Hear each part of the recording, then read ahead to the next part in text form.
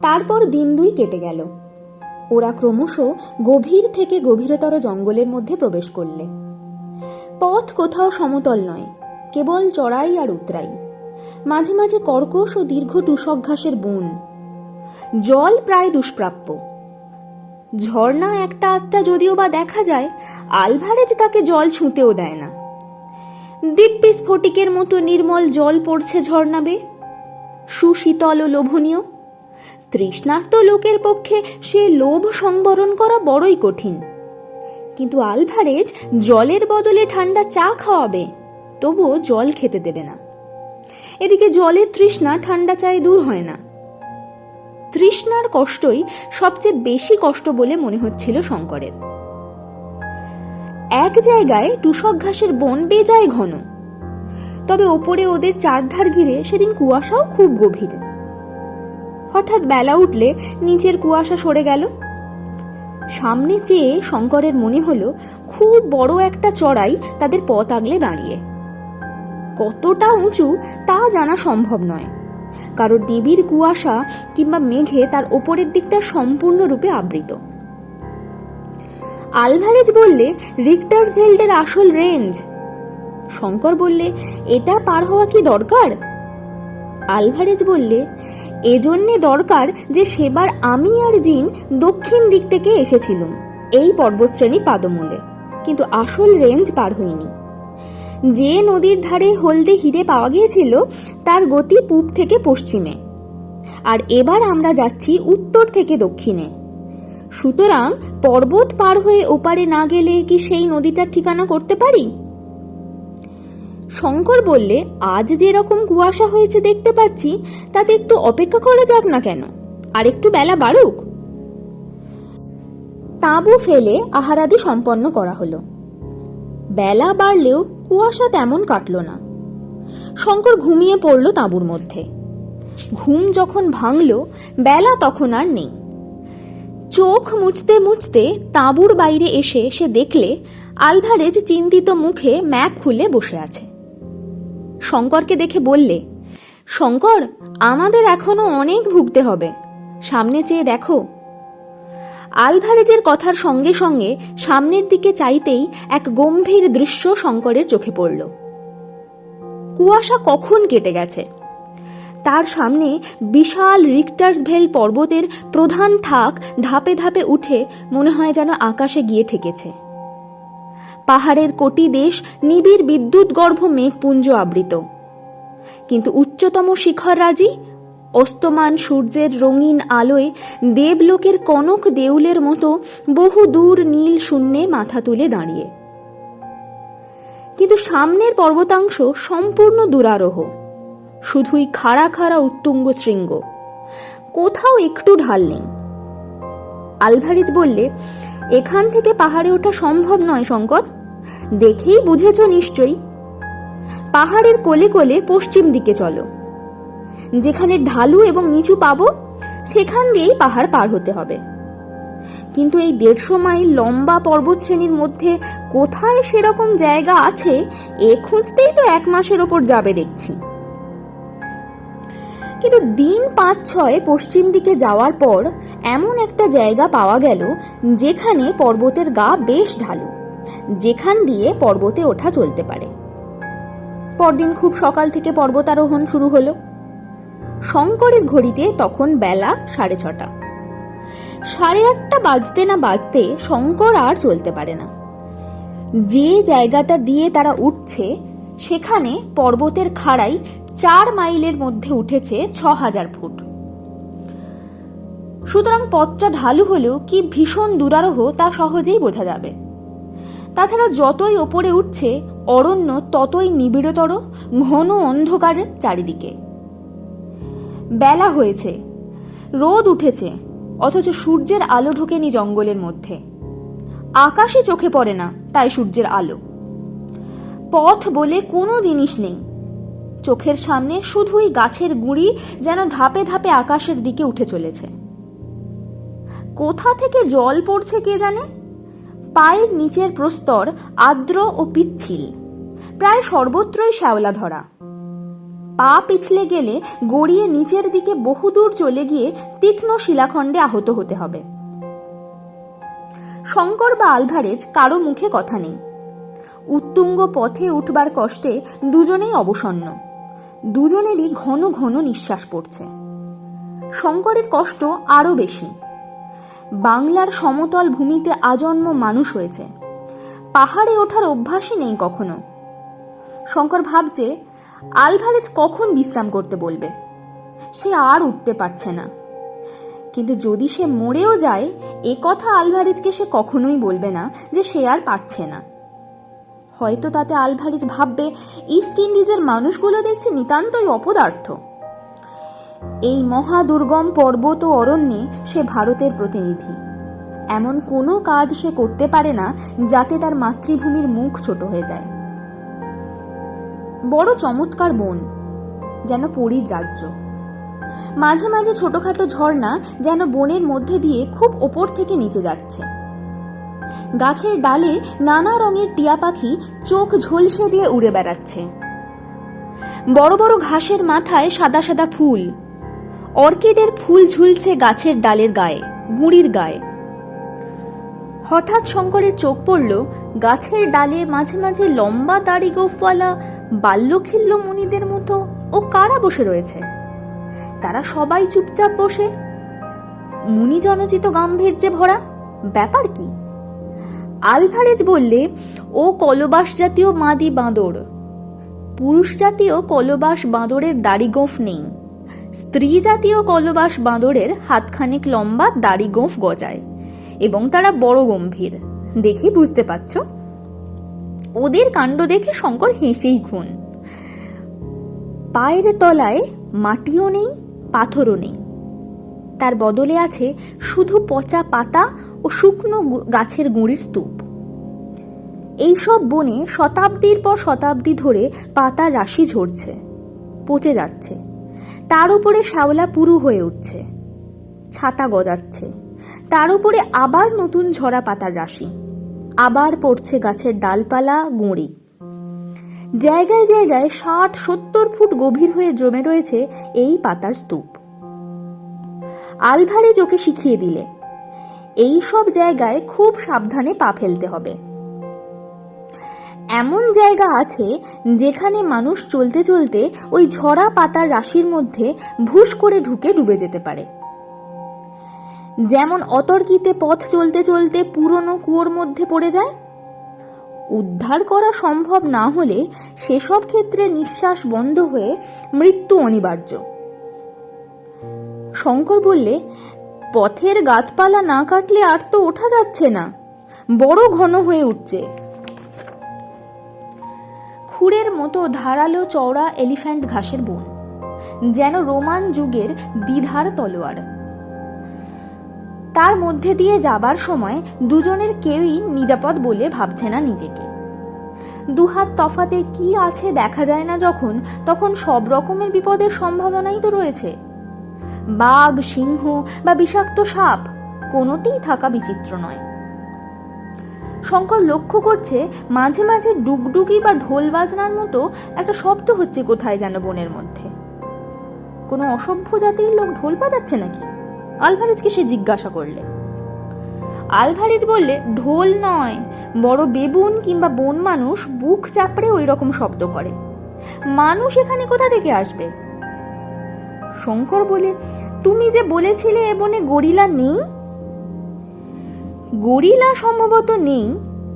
আফ্রিকার মধ্যে বেলজিয়ান কঙ্গোর কিছু অঞ্চল, রাওয়েনজির আল্পস বা তিরুঙ্গা আগ্নেয় পর্বতের অরণ্য ছাড়া অন্য কোথাও গরিলা আছে বলে তো জানা নেই। গরিলা ছাড়াও অন্য ধরনের বন মানুষ বুক চাপড়ে ওরকম আওয়াজ করতে পারে।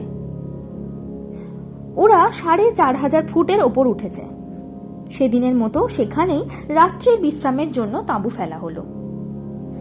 একটা বিশাল সত্যিকার ট্রপিক্যাল অরণ্যের রাত্রিকালীন শব্দ এত বিচিত্র ধরনের ও এত ভীতিজনক যে সারা রাত শঙ্কর চোখের পাতা বোঝাতে পারলে না।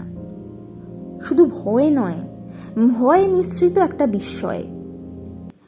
কত রকমের শব্দ, হায়নার হাসি, কলবাস বানরের কর্কশ চিৎকার, বন মানুষের বুক চাপড়ানোর আওয়াজ, বাঘের ডাক।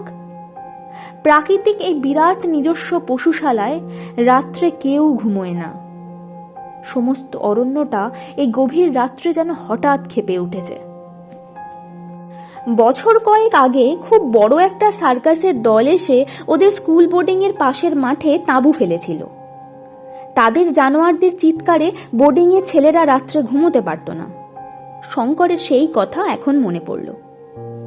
কিন্তু এসবের চেয়েও মধ্যরাত্রে একদল বনহস্তির বৃংহতী তাঁবুর অত্যন্ত নিকটে শুনে শঙ্কর এমন ভয় পেয়ে গেল যে আলভারেজকে তাড়াতাড়ি ঘুম থেকে ওঠালে।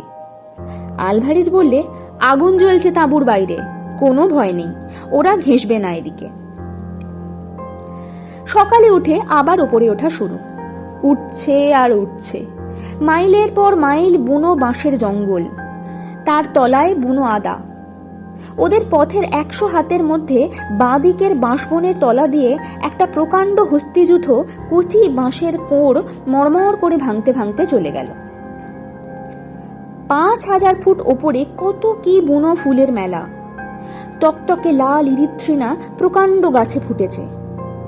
পুষ্পিত ইমোপিয়া লতার ফুল দেখতে ঠিক বাংলাদেশের বনকলমি ফুলের মতো, কিন্তু রংটা অত গাঢ় বেগুনি নয়। সাদা ভেরোনিকা ঘন সুগন্ধে বাতাসকে ভারাক্রান্ত করেছে। বন্য কফির ফুল, রঙিন বেগোনিয়া, মেঘের রাজ্য ফুলের বন, মাঝে মাঝে সাদা বেলুনের মতো মেঘপুঞ্জ গাছপালার মগডালে এসে আটকাচ্ছে। কখনো বা আরো নেমে এসে ভেরোনিকার বন ভিজিয়ে দিয়ে যাচ্ছে। 7500 ফুটের উপর থেকে বনের প্রকৃতি একেবারে বদলে গেল। এই পর্যন্ত উঠতে ওদের আরো 2 দিন লেগেছে। আর অসহ্য কষ্ট, কোমর পিঠ ভেঙে পড়ছে। এখানে বনানীর মূর্তি বড় অদ্ভুত। প্রত্যেক গাছে গুঁড়ি ও শাখা প্রশাখা পুরু শ্যাওলায় আবৃত। প্রত্যেক ডাল থেকে শ্যাওলা ঝুলছে। সে শ্যাওলা কোথাও কোথাও এত লম্বা যে গাছ থেকে ঝুলে প্রায় মাটিতে এসে ঠেকবার মতো হয়েছে। বাতাসে সেগুলো আবার দোল খাচ্ছে। তার উপর কোথাও সূর্যের আলো নেই, সব সময়ই যেন গোধূলি। আর সবটা ঘিরে বিরাজ করছে এক অপার্থিব ধরনের নিস্তব্ধতা। বাতাস বইছে, তারও শব্দ নেই, পাখির কুজনও নেই সে বনে। মানুষের গলার সুর নেই, কোনো জানোয়ারের ডাক নেই। যেন কোনো অন্ধকার নরকে দীর্ঘশ্মশ্রু প্রেতের দলের মধ্যে এসে পড়েছে ওরা। সেদিন অপরাহ্নে যখন আলভারেজ তাঁবু ফেলে বিশ্রাম করবার হুকুম দিলে, তখন তাঁবুর বাইরে বসে এক পাত্র কফি খেতে খেতে শঙ্করের মনে হলো এ যেন সৃষ্টির আদিম যুগের অরণ্যানী। পৃথিবীর উদ্ভিদ জগৎ যখন কোনো একটা সুনির্দিষ্ট রূপ ও আকৃতি গ্রহণ করেনি, সে যুগে পৃথিবীর বুকে বিরাটকায় সরীসৃপের দল জগৎ জোড়া বন জঙ্গলের নিবিড় অন্ধকারে ঘুরে বেড়াত। সৃষ্টির সেই অতীত প্রভাতে সে যেন কোনো জাদুমন্ত্রের বলে ফিরে গিয়েছে। সন্ধ্যার পরেই সমগ্র বনানী নিবিড় অন্ধকারে আবৃত হল। তাঁবুর বাইরে ওরা আগুন করেছে। সেই আলোর মণ্ডলীর বাইরে আর কিছু দেখা যায় না। এ বনের আশ্চর্য নিস্তব্ধতা শঙ্করকে বিস্মিত করেছে। বনানীর সেই বিচিত্র নৈশ শব্দ এখানে স্তব্ধ কেন? আলভারেজ চিন্তিত মুখে ম্যাপ দেখছিল। বললে, শোনো শঙ্কর, একটা কথা ভাবছি। 8000 ফুট উঠলাম, কিন্তু এখনো পর্বতের সেই খাঁজটা পেলাম না, যেটা দিয়ে আমরা রেঞ্জ পার হয়ে ওপারে যাব। আর কত ওপরে উঠব? যদি ধরো এই অংশে স্যাডেলটা নাই থাকে। শঙ্করের মনেও খটকা যে না জেগেছে তা নয়। সে আজই উঠবার সময় মাঝে মাঝে ফিল্ড গ্লাস দিয়ে ওপরের দিকে দেখবার চেষ্টা করেছে, কিন্তু ঘন মেঘে বা কুয়াশায় ওপরের দিকটা সর্বদাই আবৃত থাকায় তার চেষ্টা ব্যর্থ হয়েছে। সত্যিই তো, তারা কত উঠবে আর? সমতল খাঁজ যদি না পাওয়া যায়, আবার নিচে নামতে হবে, আবার অন্য জায়গা বেয়ে উঠতে হবে, দফা সারা। সে বললে, ম্যাপে কি বলে? আলভারেজের মুখ দেখে মনে হলো ম্যাপের ওপর সে আস্থা হারিয়েছে। বললে, এ ম্যাপ অত খুঁটিনাটি ভাবে তৈরি নয়। এ পর্বতে উঠেছে কে যে ম্যাপ তৈরি হবে? এই যে দেখছো, এখানা স্যার ফিলিপো ডি ফিলিপের তৈরি ম্যাপ, যিনি পর্তুগিজ। পশ্চিম আফ্রিকার ফার্ডিনান্ডো পো শৃঙ্গ আরোহণ করে খুব নাম করেন এবং বছর কয়েক আগে বিখ্যাত পর্বত আরোহণকারী ডিউক অফ আব্রুৎসির অভিযানেও যিনি ছিলেন। কিন্তু রিক্টার্সভেল্ড তিনি ওঠেননি। এ ম্যাপে পাহাড়ের যে কন্টুর ছবি আঁকা আছে তা খুব নিখুঁত বলে মনে তো হয় না, ঠিক বুঝছি না। হঠাৎ শঙ্কর বলে উঠল, ও কি! তাঁবুর বাইরে প্রথমে একটা অস্পষ্ট আওয়াজ এবং পরক্ষণেই একটা কষ্টকর কাশির শব্দ পাওয়া গেল, যেন থাইসিসের রোগী খুব কষ্টে কাতরভাবে কাশছে। একবার দুবার, তারপরে শব্দটা থেমে গেল। কিন্তু সেটা মানুষের গলার শব্দ নয়। শুনবা মাত্রই শঙ্করের সে কথা মনে হলো। রাইফেল নিয়ে সে ব্যস্তভাবে তাঁবুর বার হতে যাচ্ছে, আলভারেজ তাড়াতাড়ি উঠে ওর হাত ধরে বসিয়ে দিলে। শঙ্কর আশ্চর্য হয়ে বললে, কেন, কিসের শব্দ ওটা? বলে আলভারেজের দিকে চাইতেই বিস্ময়ের সঙ্গে লক্ষ্য করলে তার মুখ বিবর্ণ হয়ে গিয়েছে। শব্দটা শুনেই কি সঙ্গে সঙ্গে তাঁবুর অগ্নিকুণ্ডের মণ্ডলীর বাইরে নিবিড় অন্ধকারে একটা ভারী অথচ লঘু পদ জীব যেন বন জঙ্গলের মধ্যে দিয়ে চলে যাচ্ছে। বেশ মনে হলো। দুজনেই খানিকটা চুপচাপ। তারপরে আলভারেজ বললে, আগুনে কাঠ ফেলে দাও, বন্দুক দুটো ভরা আছে কিনা দেখো। ওর মুখের ভাব দেখে শঙ্কর ওকে আর কোনো প্রশ্ন করতে সাহস করলে না। রাত্রি কেটে গেল। পরদিন সকালে শঙ্করের ঘুম ভাঙল আগে। তাঁবুর বাইরে এসে কফি করবার আগুন জ্বালতে সে তাঁবু থেকে কিছু দূরে কাঠ ভাঙতে গেল। হঠাৎ তারা নজরে পড়ল ভিজে মাটির উপর একটা পায়ের দাগ। লম্বায় 11 ইঞ্চির কম নয়, কিন্তু পায়ে মাত্র 3টে আঙুল। 3 আঙুলেরই দাগ বেশ স্পষ্ট। পায়ের দাগ ধরে সে এগিয়ে গেল। আরো অনেকগুলো সেই পায়ের দাগ আছে, সবগুলোতেই সেই 3 আঙুল। শঙ্করের মনে পড়ল উগান্ডার স্টেশন ঘরে আলভারেজের মুখে শোনা জিম কার্টারের মৃত্যু কাহিনী। গুহার মুখের বালির ওপর সেই অজ্ঞাত হিংস্র জানোয়ারের 3 আঙুলওয়ালা পায়ের দাগ। কাফির গ্রামের সেই সর্দারের মুখে শোনা গল্প। কাল রাত্রে আলভারেজের বিবর্ণ মুখও সঙ্গে সঙ্গে মনে পড়ল। আর একদিনও আলভারেজ ঠিক এই রকমই ভয় পেয়েছিল, যেদিন পর্বতের পাদমূলে ওরা প্রথম এসে তাঁবু পাতে। বুনিপ, কাফির সর্দারের গল্পের সেই বুনিপ। রিক্টার্সভেল্ড পর্বত ও অরণ্যের বিভীষিকা, যার ভয়ে শুধু অসভ্য মানুষ কেন, অন্য কোনো বন্য জন্তু পর্যন্ত এই 8000 ফুটের ওপরকার বনে আসে না। কাল রাত্রে কোনো জানোয়ারের শব্দ পাওয়া যায়নি কেন, এখন তা শঙ্করের কাছে পরিষ্কার হয়ে গেল। আলভারেজ পর্যন্ত ভয়ে বিবর্ণ হয়ে উঠেছিল ওর গলার শব্দ শুনে। বোধহয় ও শব্দের সঙ্গে আলভারেজের পূর্ব পরিচয় ঘটেছে। আলভারেজের ঘুম ভাঙতে সেদিন একটু দেরি হলো। গরম কফি এবং কিছু খাদ্য গলাধকরণ করবার সঙ্গে সঙ্গে সে আবার সেই নির্ভীক ও দুর্ধর্ষ আলভারেজ, যে মানুষকেও ভয় করে না, শয়তানকেও নয়। শঙ্কর ইচ্ছে করেই আলভারেজকে ওই অজ্ঞাত জানোয়ারের পায়ের দাগটা দেখালে না। কি জানি, যদি আলভারেজ বলে বসে, এখনো পাহাড়ের স্যাডেলটা পাওয়া গেল না, তবে নেমে যাওয়া যাক। সকালে সেদিন খুব মেঘ করে ঝমঝম করে বৃষ্টি নামলো। পর্বতের ঢাল বেয়ে যেন হাজার ঝর্ণার ধারায় বৃষ্টির জল গড়িয়ে নামছে। এই বন ও পাহাড় চোখে কেমন যেন ধাঁধা লাগিয়ে দেয়। এতটা উঠেছে ওরা, কিন্তু প্রতি 1000 ফুট ওপর থেকে নিচের অরণ্যের গাছপালার মাথা দেখে সেগুলিকে সমতল ভূমির অরণ্য বলে ভ্রম হচ্ছে। কাজেই প্রথমটা মনে হয় যেন কতটুকুই বা উঠেছি, ওইটুকু তো। বৃষ্টি সেদিন থামল না। বেলা 10টা পর্যন্ত অপেক্ষা করে আলভারেজ ওঠবার হুকুম দিলে। শঙ্কর এটা আশা করেনি। এখানে শঙ্কর কর্মী শ্বেতাঙ্গ চরিত্রের একটা দিক লক্ষ্য করলে। তার মনে হচ্ছিল, কেন এই বৃষ্টিতে মিছিমিছি বের হওয়া, একটা দিনে কি এমন হবে? বৃষ্টি মাথায় পথ চলে লাভ। অবিশ্রান্ত বৃষ্টিধারার মধ্যে ঘন অরণ্যানী ভেদ করে সেদিন ওরা সারাদিন উঠল। উঠছে উঠছে উঠছে, শঙ্কর আর পারে না। কাপড় চোপড়, জিনিসপত্র, তাঁবু সব ভিজে একাকার। একখানা রুমাল পর্যন্ত শুকনো নেই কোথাও। শঙ্করের কেমন একটা অবসাদ এসেছে দেহে ও মনে। সন্ধ্যার দিকে যখন সমগ্র পর্বত ও অরণ্য মেঘের অন্ধকারে ও সন্ধ্যার অন্ধকারে একাকার হয়ে ভীম দর্শন ও গম্ভীর হয়ে উঠল, তখন ওর মনে হলো এই অজানা দেশে, অজানা পর্বতের মাথায়, ভয়ানক হিংস্র জন্তু সংকুল বনের মধ্যে দিয়ে বৃষ্টিমুখর সন্ধ্যায় কোন অনির্দেশ্য হিরক্ষণী বা তার চেয়েও অজানা মৃত্যুর অভিমুখে চলেছে সে। কোথায়? আলভারেজ কে তার পরামর্শে কেন সে এখানে এলো? হীরের খনিতে তার দরকার নেই। বাংলাদেশের খড়ে ছাওয়া ঘর, ছায়া ভরা শান্ত গ্রাম্য পথ, ক্ষুদ্র নদী, পরিচিত পাখিদের কাকলি, সেসব যেন কত দূরের কোন অবাস্তব স্বপ্ন রাজ্যের জিনিস।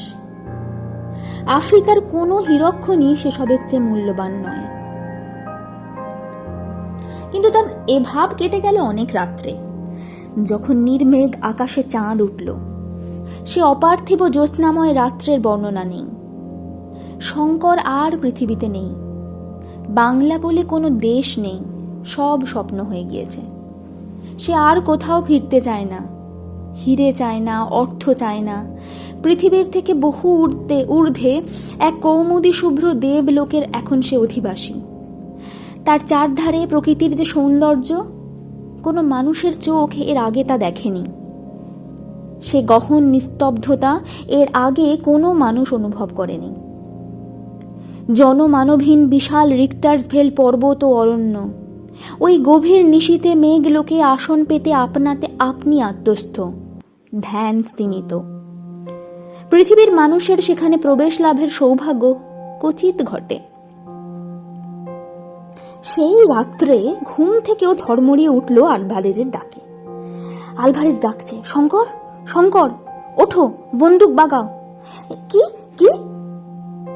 তারপর ও কান পেতে শুনল তাঁবুর চারপাশে কে যেন ঘুরে ঘুরে বেড়াচ্ছে। তার জোরে নিঃশ্বাসের শব্দ বেশ শোনা যাচ্ছে তাঁবুর মধ্যে থেকে। চাঁদ ঢলে পড়েছে। তাঁবুর বাইরে অন্ধকারই বেশি।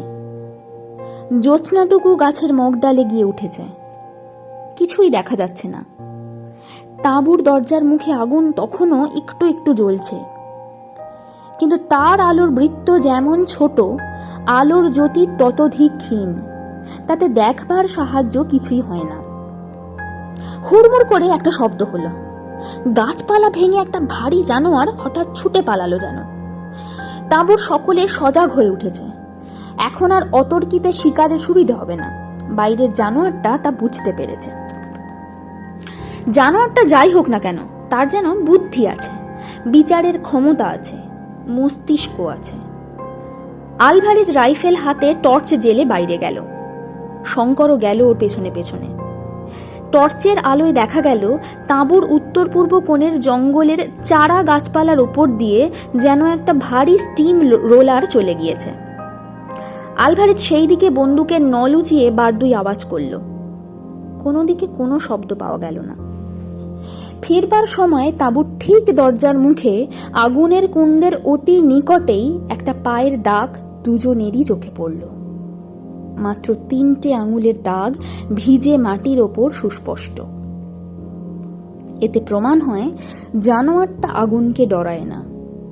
শঙ্করের মনে হলো যদি ওদের ঘুম না ভাঙত, তবে সেই অজ্ঞাত বিভীষিকাটি তাঁবুর মধ্যে ঢুকতে একটুও দ্বিধা করত না, এবং তারপরে কি ঘটত তা কল্পনা করে কোনো লাভ নেই।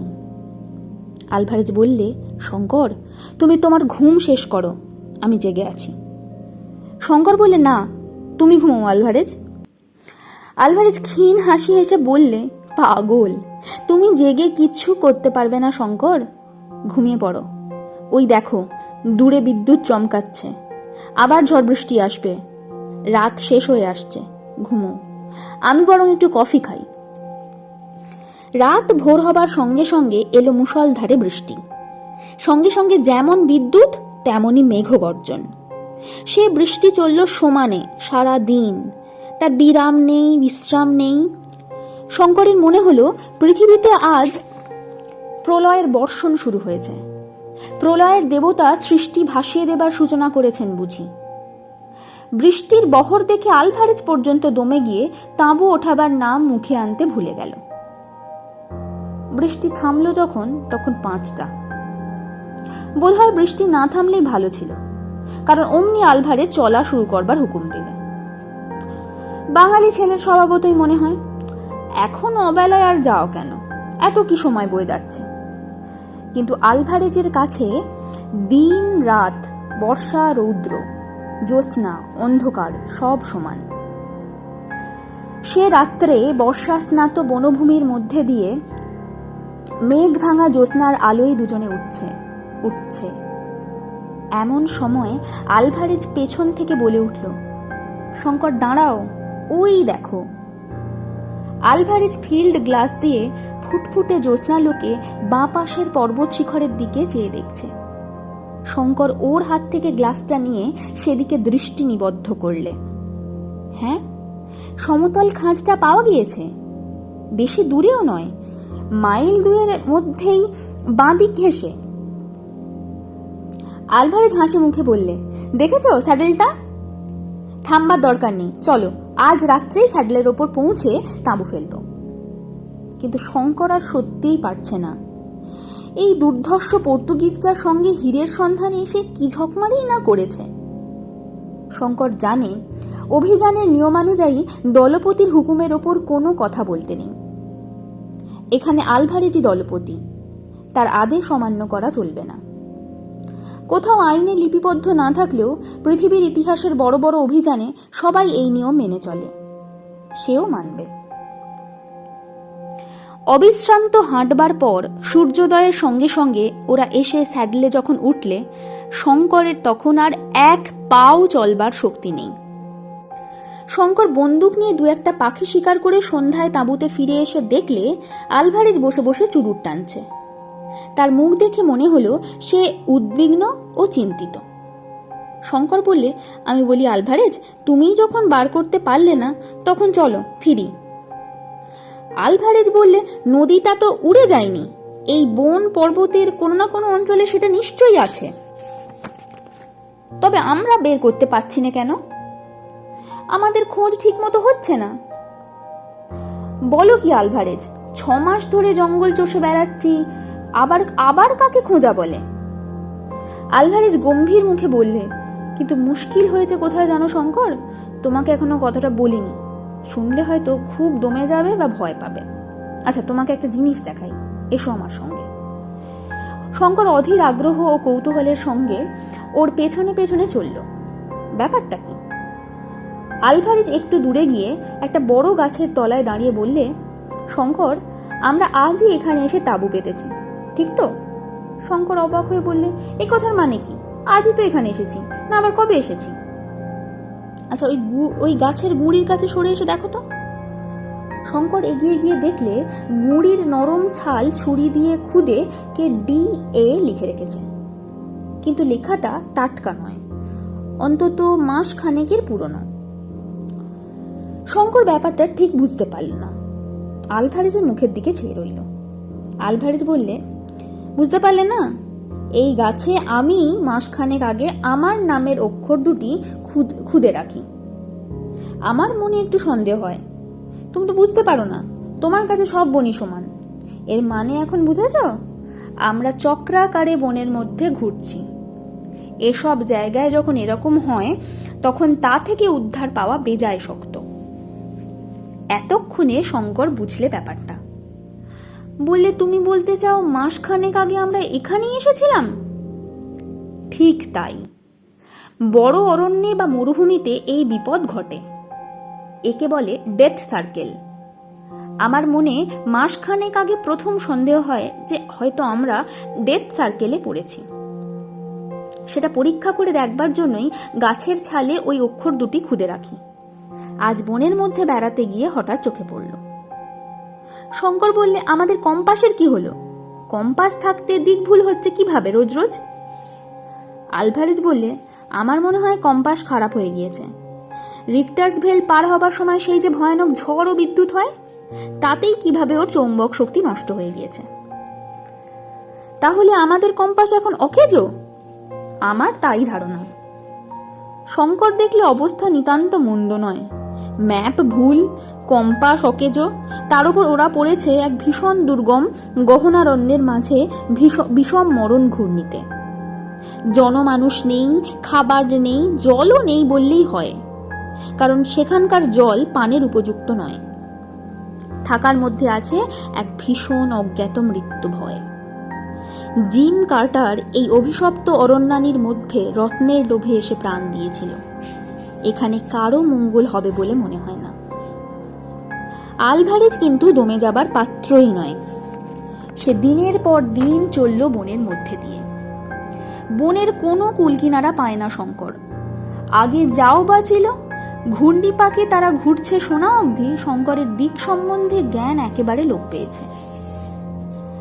দিন তিনেক পরে ওরা একটি জায়গায় এসে উপস্থিত হলো। সেখানে রিক্টার্সভেল্ডের একটি শাখা আসল পর্বতমালার সঙ্গে সমকোণ করে উত্তর দিকে লম্বালম্বি হয়ে আছে। খুব কম হলেও সেটা 4000 ফুট উঁচু। আরো পশ্চিম দিকে একটা খুব উঁচু পর্বতচূড়া ঘন মেঘের আড়ালে লুকোচুরি খেলছে। দুই পাহাড়ের মধ্যেকার উপত্যকা 3 মাইল বিস্তীর্ণ হবে এবং উপত্যকা খুব ঘন জঙ্গলে ভরা। বনে গাছপালার যেন 3-4টে থাক। সকলের ওপরে থাকে শুধুই পরগাছা আর শ্যাওলা। মাঝের থাকে ছোট বড় বনস্পতির ভিড়। নিচের থাকে ঝোপঝাপ, ছোট ছোট গাছ। সূর্যের আলোর বালাই নেই বনের মধ্যে। আলভারেজ বনের মধ্যে না ঢুকে বনের ধারেই তাঁবু ফেলতে বললে। সন্ধ্যার সময় ওরা কফি খেতে খেতে পরামর্শ করতে বসলো যে এখন কি করা যাবে। খাবার একদম ফুরিয়েছে, চিনি অনেকদিন থেকেই নেই। সম্প্রতি দেখা যাচ্ছে আরো 2-1 দিন পরে কফিও শেষ হয়ে যাবে। সামান্য কিছু ময়দা এখনো আছে, কিন্তু আর কিছুই নেই। ময়দা এই জন্য আছে যে ওরা ও জিনিসটা কালে ভদ্রে ব্যবহার করে। ওদের প্রধান ভরসা বন্য জন্তুর মাংস। কিন্তু যখন ওদের গুলি বারুদের কারখানা নেই, তখন শিকারের ভরসাই বা চিরকাল করা যায় কি করে? কথা বলতে বলতে শঙ্কর দূরের যে পাহাড়ের চূড়াটা মেঘের আড়ালে লুকোচুরি খেলছে সেদিকে মাঝে মাঝে চেয়ে দেখছিল। এই সময়ে অল্পক্ষণের জন্য মেঘ সম্পূর্ণ সরে গেল। চূড়াটার অদ্ভুত চেহারা, যেন কুলফি বরফের আগার দিকটা কে এক কামড়ে খেয়ে ফেলেছে। আলভারেজ বললে, এখান থেকে দক্ষিণ পূর্ব দিকে বুলাওয়ে কি সলসবেরি 400 থেকে 500 মাইলের মধ্যে। 102 মাইল মরুভূমি। পশ্চিম দিকে উপকূল 300 মাইলের মধ্যে বটে, কিন্তু পর্তুগিজ পশ্চিম আফ্রিকা অতি ভীষণ দুর্গম জঙ্গলে ভরা। সুতরাং সেদিকের কথা বাদ দাও। এখন আমাদের উপায় হচ্ছে, হয় তুমি নয় আমি সলসবেরি কি বুলাওয়ে চলে গিয়ে টোটা ও খাবার কিনে আনি। কম্পাসও চাই। আলভারেজের মুখে এই কথাটা বড় শুভক্ষণে শঙ্কর শুনেছিল। দৈব মানুষের জীবনে যে কত কাজ করে তা মানুষে কি সবসময় বোঝে? দৈবক্রমে বুলাওয়ে ও সলসবেরি দুটো শহরের নাম, তাদের অবস্থানের দিক ও এই জায়গাটা থেকে তাদের আনুমানিক দূরত্ব শঙ্করের কানে গেল। এরপরে সে কতবার মনে মনে আলভারেজকে ধন্যবাদ দিয়েছিল এই নাম দুটো বলবার জন্যে। কথাবার্তা সেদিন আর বেশি অগ্রসর হলো না। দুজনে পরিশ্রান্ত ছিল। সকাল সকাল শয্যা আশ্রয় করলে। স্যাডেলটার বিস্তৃতি 3 মাইলের কম নয়। কখনো বা 200 ফুট খাড়া উঠেছে, কখনো বা 400-500 ফুট নেমে গিয়েছে 1 মাইলের মধ্যে।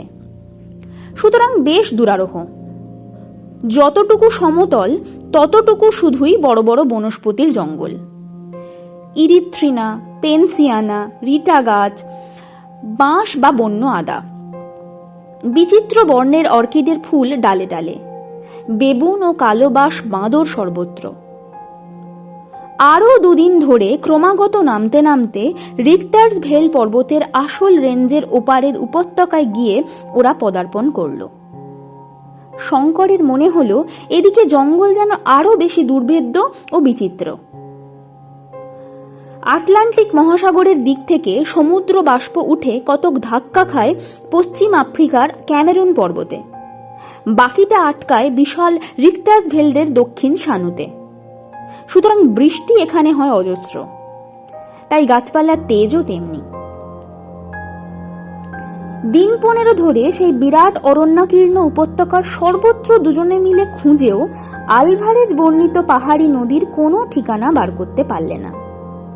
ছোটখাটো ঝর্ণা দু একটা উপত্যকার উপর দিয়ে বইছে বটে, কিন্তু আলভারেজ কেবলই ঘাড় নাড়ে আর বলে, না, এসব নয়। শঙ্কর বলে, তোমার ম্যাপ দেখো না ভালো করে।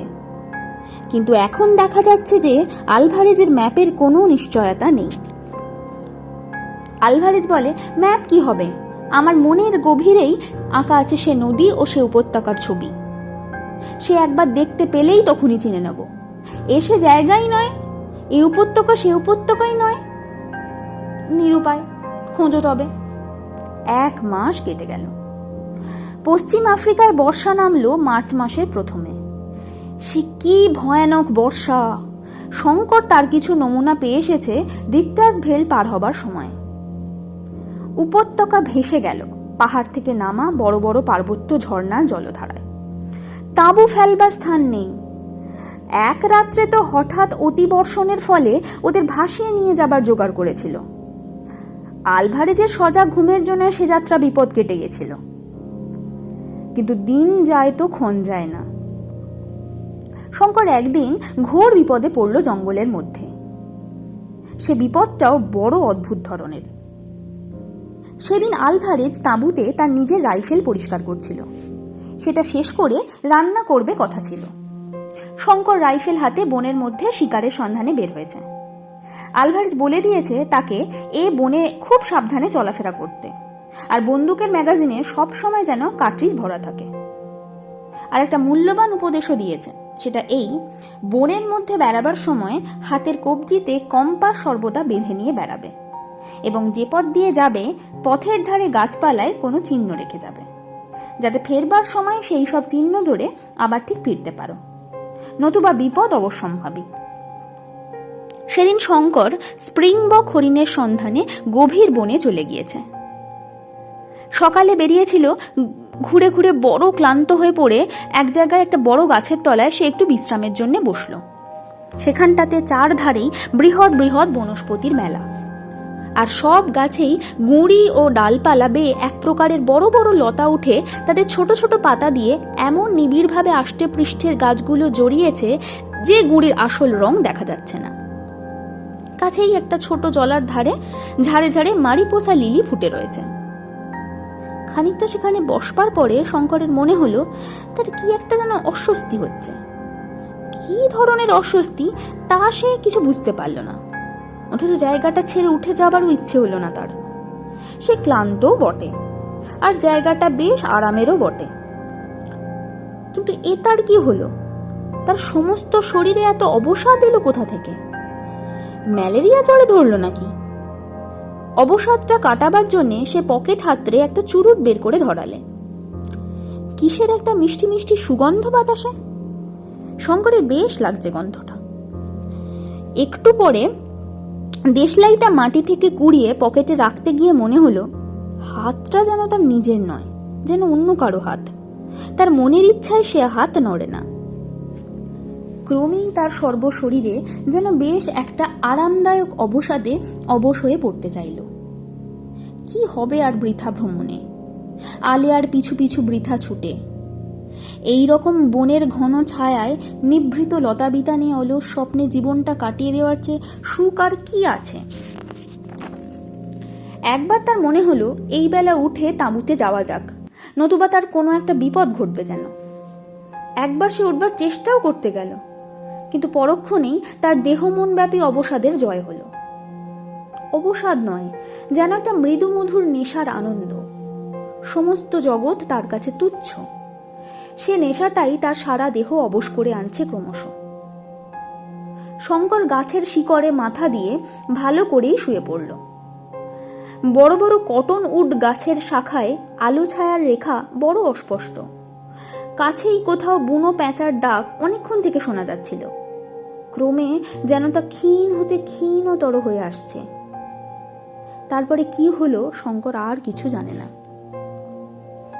আলভারেজ যখন বহু অনুসন্ধানের পর ওর অচৈতন্য দেহটা কটনুর জঙ্গলের ছায়া আবিষ্কার করলে, তখন বেলা বেশি আর বাকি নেই। প্রথমটা আলভারেজ ভাবলে এই নিশ্চয়ই সর্পাঘাত, কিন্তু দেহটা পরীক্ষা করে সর্পাঘাতের কোনো লক্ষণ দেখা গেল না। হঠাৎ মাথার উপরকার ডালপালা ও চারধারে গাছপালার দিকে নজর পড়তেই অভিজ্ঞ ভ্রমণকারী আলভারেজ ব্যাপারটা সব বুঝতে পারলে। সেখানটাতে সর্বত্র অতি মারাত্মক বিষলতার বন, যার রসে আফ্রিকান অসভ্য মানুষেরা তীরের ফলা ডুবিয়ে নেয়, যার বাতাস এমনই বেশ সুগন্ধ বহন করে, কিন্তু নিঃশ্বাসের সঙ্গে বেশি মাত্রায় গ্রহণ করলে অনেক সময় পক্ষাঘাত পর্যন্ত হতে পারে। মৃত্যুও ঘটা আশ্চর্য নয়। তাঁবুতে এসে শঙ্কর 2-3 দিন শয্যাগত হয়ে রইল। সর্বশরীর ফুলে ঢোল, মাথা যেন ফেটে যাচ্ছে, আর সর্বদাই তৃষ্ণায় গলা কাঠ। আলভারেজ বললে, যদি তোমাকে সারা রাত ওখানে থাকতে হতো তাহলে সকালবেলা তোমাকে বাঁচানো কঠিন হতো। একদিন একটা ঝর্ণার জলধারায় বালুময় তীরে শঙ্কর হলদে রঙের কি যেন দেখতে পেলে। আলভারেজ পাকা প্রসপেক্টর, সে এসে বালি ধুয়ে সোনার রেণু বার করলে, কিন্তু তাতে সে বিশেষ উৎসাহিত হলো না। সোনার পরিমাণ এত কম যে মজুরি পোষাবে না। 1 টন বালি ধুয়ে আউন্স 3 সোনা হয়তো পাওয়া যেতে পারে। শঙ্কর বললে, বসে থেকে লাভ কি, তবুও যা সোনা পাওয়া যায় 3 আউন্স সোনার দামও তো কম নয়। সে যেটাকে অত্যন্ত অদ্ভুত জিনিস বলে মনে করছে, অভিজ্ঞ প্রসপেক্টর আলভারেজের কাছে সেটা কিছুই নয়। তাছাড়া শঙ্করের মজুরির ধারণার সঙ্গে আলভারেজের মজুরির ধারণা মিল খায় না। শেষ পর্যন্ত ও কাজ শঙ্করকে ছেড়ে দিতে হলো। ইতিমধ্যে ওরা মাসখানেক ধরে জঙ্গলের নানা অঞ্চলে বেড়ালে। আজ এখানে 2 দিন তাঁবু পাতে, সেখান থেকে আরেক জায়গায় উঠে যায়, সেখানে কিছুদিন তন্ন তন্ন করে চারধার দেখবার পরে আরেক জায়গায় উঠে যায়।